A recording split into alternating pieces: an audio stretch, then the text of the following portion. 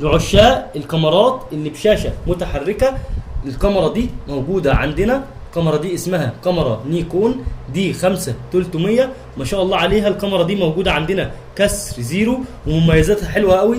طب يا جماعه الكاميرا دي بتصور ب 24 ميجا بكسل ب 39 نقطه فوكس، فيها سنسور حساس جدا زي اللي في ال 700. والكاميرا دي تتميز انها فيها خاصيه الواي فاي، عشان لو انت بتصور صور او فيديوهات على الكاميرا تقدر ان انت تنقلها على الموبايل بكل سهوله. كمان فيها خاصيه اللي هي فيها شاشه متحركه، علشان لو انت بتصور فلوجات من الشارع او من البيت تقدر تصور نفسك بكل سهوله بالطريقه دي. وكمان الكاميرا دي خفيفه الوزن، لو انت بتصور مثلا فيديوهات طويله وبتمسك الفيديوهات بتمسك الكاميرا لفتره طويله، الكاميرا دي تبقى ممتازه جدا لانها خفيفه جدا، لان وزنها ما يتعداش نص كيلو حرفيا. والعدسه اللي معاها عدسه صغيره جدا اللي هي 1855 الفيرجن 3 اللي هي بتشتغل مانوال فوكس واوتوماتيك فوكس وفيها في ار. وان شاء الله هنطلع في فيديوهات تانية جايه كتير نجرب الكاميرا ونشوف تصويرها عامل ازاي، واحنا منزلين ليها شرح على اليوتيوب، شرح كامل تقدروا تخشوا تتفرجوا عليه. وفي نهايه الفيديو صلوا على النبي.